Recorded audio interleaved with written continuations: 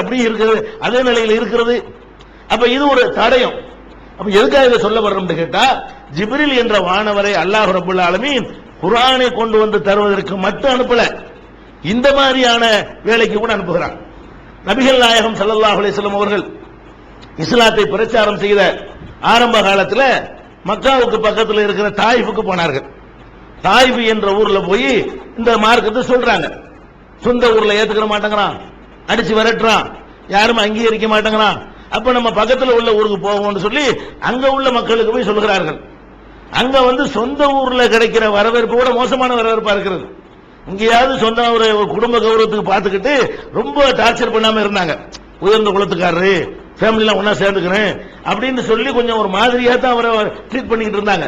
ஆனா தாய்குல வெளியூர் என்ற முறையில போன உடனே அங்க அடிக்கிறாங்க, உதைக்கிறாங்க, சின்ன பிள்ளைங்களை விட்டு கல்லால எரிய சொல்றாங்க. அவ பைத்தியக்காரர் மாதிரி நபிகள் நாயகம் ஸல்லல்லாஹு அலைஹி வஸல்லம் அவர்களை சிறுவர்களை விட்டு விரட்டி அடிக்கிறாங்க. ரத்தம் சொட்ட சொட்ட சோர்வாக ஒரு மரத்தடியில அவங்க தங்குறாங்க. தாய் பக்கம் மரமெல்லாம் உண்டு. அப்ப ஜிப்ரீல் வர்றாரு. வஹீமை கொண்டு வரதுக்கு மட்டும் வரல, அல்லாஹ் சொல்கிறான், இப்ப இந்த மாதிரி உங்களை துன்புறுத்திய மக்களை அழிப்பதற்கு நீங்கள் சரி என்று சொன்னால் அவர்களை தண்டிக்கிறதுக்கு அல்லாஹ் அது தயாரா இருக்கிறான். என்ன சொல்றீங்க என்று ஜிப்ரீல் கேட்கிறாங்க. நபிகள் நாயகம் ஸல்லல்லாஹு அலைஹி வஸல்லம் சொன்னாங்க, இல்ல, இவங்க இல்லாவிட்டாலும் இவங்களுடைய வழித்தோன்றலாவது அந்த ஒரு இறைவனை ஏற்றுக்கொள்வார்கள் என்று நம்புகிறேன், ஏற்றுக்கொள்ள நான் விரும்புகிறேன். அதனால இவர்களை எதுவுமே செய்ய வேண்டாம் என்று நபிகள் நாயகம் ஸல்லல்லாஹு அலைஹி வஸல்லம் சொன்னதாக சஹீஹுல் புகாரியில நம்ம ஹதீஸ பார்க்கிறோம். அப்ப இது வஹீ இல்ல, இது அதான் குர்ஆனை கொண்டு வரல. ஒரு நபிகள் நாயகத்துக்கு தொல்லை ஏற்படும் பொழுது அவங்களை காப்பாற்றுவதற்கு கூட அல்லாஹ் என்ன செய்யறான், அந்த ஜிப்ரீல் அலைஹிஸ்ஸலாம் மூலமாக அந்த செய்தியை சொல்லி அனுப்புகிறான். இந்த மாதிரி வேலைகளுக்கும் வருவார்கள். நபிகள் நாயகம் ஸல்லல்லாஹு அலைஹி வஸல்லம் அவர்கள்ட்ட ஒரு கூட்டத்தார் வந்தார்கள். என்ன பண்ணாங்கன்னா, இஸ்லாம் பயங்கரமா வளர்ந்துகிட்டே போகுது. இந்த மெசேஜ் யார் உள்ளத்திலாம் சென்றடைகிறதோ ஈர்த்து கொண்டே செல்கிறது. இதை எப்படியாவது ஒழிக்கணும் அப்படிங்கறக்கா என்ன பண்றாங்கன்னு கேட்டா, நபிகள் நாயகம் ஸல்லல்லாஹு அலைஹி வஸல்லத்தின் பாடம் கற்ற மற்றவர்களுக்கு பிரச்சாரம் செய்கிற அளவுக்கு உருவாக்கப்பட்டிருந்தாங்க இல்லையா, அந்த மாதிரியான ஆட்களை கொஞ்சம் அனுப்பி வைங்க, எங்க பகுதியில் கொஞ்சம் பிரச்சாரம் செய்வதற்காக அனுப்பி வைங்கன்னு கேட்கிறாங்க. நபிகள் நாயகம் ஸல்லல்லாஹு அலைஹி வஸல்லம் அவர்கள் ஒரு 70 பேர் பொறுக்கி எடுத்து நல்ல திறமையானவர்களை, மார்க்கத்தை அழகா சொல்லக்கூடியவங்களை, பிரச்சாரம் செய்யக்கூடியவர்களை, குர்ஆனை நல்லா அறிஞ்சவங்களை அவங்களோட அனுப்பி வைக்கிறாங்க. அழைத்து கொண்டே சென்றவர்கள் இந்த மதீனாவுடைய எல்லையெல்லாம் கடந்து ஒரு தொலை போன உடனே அங்க சிலரை தயாராக நிற்க வைத்து எல்லாரையும் கொண்டு போறாங்க. 70 பேரை அழைத்து சென்று இவருடைய பிரச்சாரர்களை காலி பண்ணோம்னு சொன்னா இவருடைய மார்க்கத்தையும் வளராம நம்ம தடுத்துடலாம் என்று அவங்க கொலை பண்ணிடுறாங்க. ஒரே ஒரு ஆள் தான் தப்பிக்கிறார், மற்ற எல்லாரையும் கொலை பண்ணி விடுகிறார்கள். இப்படி கொலை பண்ண அந்த நிமிஷமே நபிகள் நாயகம் ஸல்லல்லாஹு அலைஹி வஸல்லம் அவர்கள், அது எங்கேயோ தூரத்தில் நடக்கிறது, தொழுது முடித்து விட்டு, யா அல்லாஹ், இந்த மாதிரி இந்த பிரச்சாரம் என்று அழைத்து சென்று அந்த நன்மக்களை கொலை செய்து விட்டார்களே, அவர்களை நீ தண்டிச்சு விடு, நீ பார்த்துக்க என்று சொல்லி தனக்கு துன்பம் வரும்போது தண்டிக்க வேணாங்கிறாங்க. அடுத்த ஆளுக்கு துன்பம் ஏற்படும் பொழுது அல்லாஹ் இடத்துல பிரார்த்தனை செய்யறாங்க, யா அல்லாஹ், இவங்களை நீ சபிச்சிரு, இவங்களை நீ தண்டிச்சு விடு என்று பிரார்த்தனை செய்யறாங்க. எப்படி உடனே பிரார்த்தனை செய்யறாங்க என்று கேட்டால், புகாரில் வருகிறது, ஜிப்ரீல் வந்தார், இந்த மாதிரி நீங்கள் அனுப்பின 70 வரையும் 69 பேர் கொண்டு விட்டாங்க, எல்லாருமே கொல்லப்பட்டு கிடக்கிறார்கள் என்று சொன்ன உடனே இங்க இருந்த நபிகள் நாயகம் ஸல்லல்லாஹு அலைஹி வஸல்லம் அவர்கள் பிரார்த்தனை செய்கிறார்கள். மனிதர் என்ற முறையில் அவங்களுக்கு இது தெரிய முடியாது, எங்கேயோ ஒரு தொலைவில் கொண்டு போய் நடந்த சம்பவம் தெரிய முடியாது. ஜிப்ரீல் என்ற வானவர் மூலமாக அல்லாஹ் இந்த செய்தியை உடனே சொல்லி அனுப்புறான். அப்ப இதுக்கெல்லாம் அனுப்புவான், அல்லாஹ் வஹியை கொடுக்கிறதுக்கு மாத்திரம் இல்லாம இந்த மாதிரி செய்திகளுக்கு எல்லாம் அனுப்புவான் என்பதை பார்க்கிறோம். அதே மாதிரி நபிகள் நாயகம் ஸல்லல்லாஹு அலைஹி வஸல்லம் அவர்கள் இந்த விண்ணுலகத்தில் உள்ள காட்சிகளை எல்லாம் காட்ட வேண்டும் என்பதற்காக அவர்களே அல்லாஹ் அழைத்து செல்கிறான். மேராஜ் என்ற விண்ணுலக பயணத்திற்கு அழைத்து செல்கிறான். அந்த வேலையை கூட யார்கிட்ட கொடுக்கிறான்னு கேட்டா, நீ போய் கூட்டிட்டு வா. ஜிப்ரீல் அலைஹிஸ்ஸலாம் அவர்கள் தான் என்ன செய்யறாங்க, நபிகள் நாயகம் ஸல்லல்லாஹு அலைஹி வஸல்லம் அழைத்து செல்றாங்க. ஒவ்வொரு காட்சியா காட்டுறாங்க. நபிகள் நாயகம் என்ன என்னன்னு விளக்கம் கேட்கிறாங்க. ஜிப்ரீல் விளக்கம் சொல்றாங்க. இது மாதிரியான காரியத்திற்கு கூட ஜிப்ரீல் அலைஹிஸ்ஸலாம் அவர்கள் எல்லாம் பயன்படுத்துறாங்க. ஒரு நிறைய டியூட்டி, பலவிதமான வேலைகளும் ஒரு செய்யறாங்க சொல்றேன். அதே மாதிரி மேராஜ முடிச்சு நபிகள் நாயகம் வர்றாங்க. வந்த உடனே 5 வேளை தொழுகையை எல்லாம் கடமையாக்கி இருக்கிறான். ஆனால் அந்த தொழுகிற முறையை அல்லாஹ் சொல்லல, தொழுகிற நேரங்களை சொல்லல. உடனே என்ன செய்யறாங்க, ஜிப்ரீல் அலைஹிஸ்ஸலாம் காலைல வர்றாங்க. 2 நாள் நபிகள் நாயகத்துக்கு தொழுது காட்டுறாங்க. இடத்தில் முதல் நாள் தொழுகிறாங்க, லுஹரா ஆரம்ப நேரத்தில் தொழுகிறாங்க, அசரா அதனுடைய ஆரம்ப நேரத்தில் தொழுகிறாங்க. மகரிப் 6 மணி நேரத்துக்கு தொழுகிறாங்க. இப்படி முதல் நாள் தொழுதுட்டு அடுத்த நாள் என்ன செய்யறாங்கன்னு கேட்டா ஒவ்வொரு தொழுகையும் கடைசி நேரத்தில் தொழுகிறாங்க. லுஹர் எப்ப முடியுமோ அந்த நேரத்தில், அசர் எப்ப முடியுமோ அந்த நேரத்தில், மகரிப் எப்ப முடியுமோ இப்படி தொழுது காட்டி விட்டு இந்த ரெண்டுக்கும் இடைப்பட்ட நேரங்கள் தான் உங்களுடைய தொழுகை நேரங்கள். இது யார் சொன்னாங்க? ஜிப்ரீல் அலைஹிஸ்ஸலாம் அவர்கள் வந்து நபிகள் நாயகத்துக்கு செஞ்சு காட்டி சொல்லி கொடுத்துட்டு போனாங்க. இது சஹீஹுல் புகாரிங்கிற நூல்ல நம்ம பார்க்கிறோம். இதுக்கெல்லாம் வருவாங்க. வெறும் குர்ஆனுடைய செய்தியை தருவதோடு மாத்திரம் இல்லாம அல்லாஹ் என்னென்ன வேலையை அவங்களுக்கு கொடுக்கறான் அதெல்லாம் செய்வாங்க. அவங்களுக்கு தான் நிறைய வேலை எல்லாம் கொடுத்துறான். நம்ம தேடி பார்த்தோம்னு சொன்னா மாணவர்களை பொறுக்கி எடுத்து ஒரு முக்கியமான வேலையை கொடுக்கறான்னா ஃபர்ஸ்ட் யாரை தான் அல்லாஹ் தேர்ந்தெடுக்கிறான்? ஜிப்ரீலை தேர்ந்தெடுக்கிறான் என்பதை பார்க்கிறோம். இதுவும் ஜிப்ரீல் அலைஹிஸ்ஸலாமுடைய ஒரு வேலையாக இருக்கிறது. அதே மாதிரி முஸ்லிம்களுக்கு சில விஷயங்களை அல்லாஹ் கற்றுக் கொடுக்க விரும்புறான்னு சொன்னா ஒரு மனித தோற்றத்தில் அவர் பிடிச்சி அனுப்பி வைப்பான். ஜிப்ரீல் அலைஹிஸ்ஸலாம் அவர்கள் ஒரு நாள் என்ன செய்யறாங்க? வர்றாங்க, வெள்ளை வெள்ளையர்னு ஆடை அணிந்திருக்கிறாங்க, வெளியூர்காரர் மாதிரி தெரியுது முகத்தை பார்த்தா. ஆனா பிரயாணத்தினுடைய எந்த களைப்பும் தெரியல. உள்ளூர்காரங்க எப்படி ஃப்ரெஷ்ஷா வருவாங்களோ அந்த மாதிரி ஃப்ரெஷ்ஷா வர்றாரு. ஆனால் ஆளை பார்த்தா வெளியூரா இருக்கிறாரு, யாருன்னு தெரியல.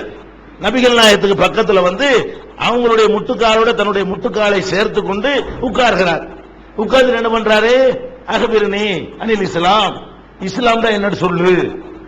அது ஜிப்ரீல் யாருக்கும் தெரியாது. மனிதர் மாதிரி வர்றாங்க. நபி தோழர்கள் எல்லாம் அமர்ந்திருக்கிறார்கள். மனிதர் மாதிரி தோற்றத்தில் வந்தால் எல்லாருக்கும் தெரியும். அவர் ஜிப்ரீல் என்பவர் அவருக்கே உரிய தோற்றத்தில் வந்தால் யாருக்கும் தெரியாது. மனிதர் மாதிரி வந்தாங்கன்னா மக்கள் எல்லாம் பார்ப்பாங்க, ஒரு மனுஷர் நினைச்சுக்கிடுவாங்க, மாணவர்னு தெரியாது. இஸ்லாம்டா என்ன? அப்ப நபிகள் நாயகம் சொல்றாங்க தொழுவணும், நோன்பு வைக்கணும், இந்த மாதிரி விஷயங்கள் எல்லாம் சொல்லி கொடுக்குறாங்க. அவர் என்ன செய்யறாரு? கேட்டுவிட்டு சரிதாங்கிறார். அவர் தான் கேள்வி கேட்கிறாரு. கேள்வி கேட்டவர் நபிகள் நாயகத்தில் கேட்டு தெரிஞ்சுக்கிற அந்த மாதிரி தெரியல. நபிகள் நாயகம் சொன்ன உடனே சதக்த, உண்மையை தான் சொல்ற அப்படிங்கிறார். இப்படி ஒவ்வொரு கேள்வியா கியாமனால இப்ப ஒரு உலகம் எப்ப அழியும் இப்படி கேள்விகள் எல்லாம் கேட்கிறார். நபிகள் நாயகம் விட சொன்ன உடனே கரெக்ட் தான், நீ சொன்னது சரிதாங்கிறார். அதுக்கப்புறம் வந்து உலகம் எப்ப அழியும் கேள்விக்கு மாத்திரம் நபிகள் நாயகம் சொல்றாங்க, கேட்கிற ஆளை விட, கேட்கிற ஆள் நீ தான் கேட்கிறேன், கேட்கிற ஆளை விட கேட்கப்படுகிற நான் இது பற்றி ரொம்ப தெரிஞ்சவன் இல்லைங்கிறாங்க. அப்பதான் சகாபாக்களுக்கு வேற ஆள் இவரு, அந்த அவங்க வார்த்தையெல்லாம் வழங்குது. இவர் கேட்க வரல, கேட்கிற ஆளுக்கு தான் இதோட ரொம்ப தெரியுமே தவிர கேட்கப்படுற ஆள் எனக்கு தெரியாதுங்கிறாங்க. அவர் போன பிறகு சொல்றாங்க, வந்தது யாரு தெரியுமா? ஜிப்ரீல். உங்க மார்க்கத்தை உங்களுக்கு சொல்லித் தருவதற்காக வேண்டி இப்படி கேள்வி பதில் முறையில கேட்டு போறாரு என்று நபிகள் நாயகம் ஸல்லல்லாஹு அலைஹி வஸல்லம் அவர்கள் மக்களுக்கு விளக்குறாங்க.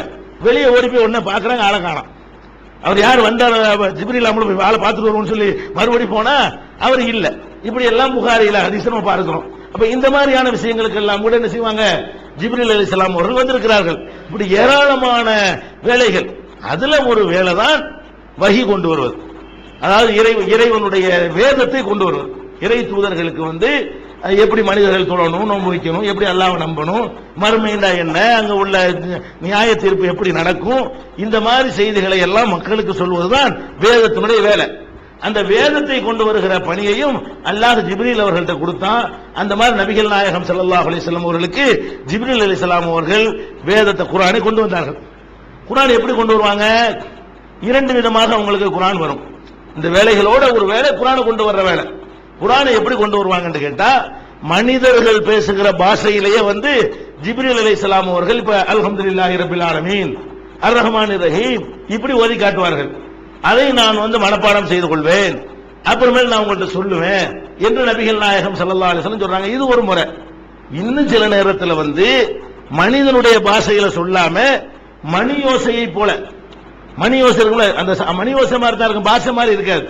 மணியோசை மாதிரி அந்த செய்தி எனக்கு வரும். அதை கிரகிப்பதற்கு நான் ரொம்ப சிரமப்படுவேன். சிரமப்பட்டு கிரகித்து விட்டு அதை நான் உங்களுக்கு சொல்லுவேன் என்று நபிகள் நாயகம் ஸல்லல்லாஹு அலைஹி வஸல்லம் சொல்கிறார்கள். அந்த காலத்தில் தந்தி அடிப்பாங்க பார்த்திருக்கீங்களா? இப்ப இதெல்லாம் கிடையாது, இப்ப எல்லாம் கம்ப்யூட்டரா போச்சு. அந்த காலத்தில் தந்தி எப்படி அடிப்பாங்க?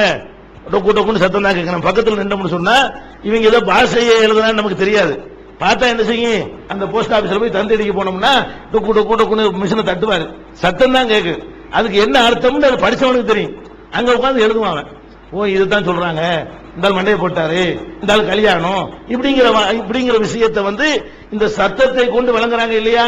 அப்ப இறைவன் அவங்களை தூதரா நியமிச்ச காரணத்தினால அந்த செய்தி எப்படி செய்வான்னு கேட்டா, ஒரு சங்கேதமான மணி ஓசை அமைப்புல எல்லாம் என்ன செய்வான்?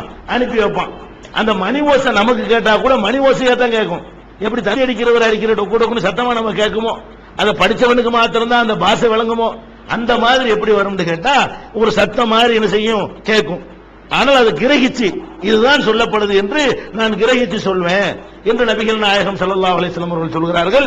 இந்த மாதிரியும் அல்லாஹ்வுடைய வஹி நபிகள் நாயகத்துக்கு கொண்டு வந்திருக்கிறார்கள்.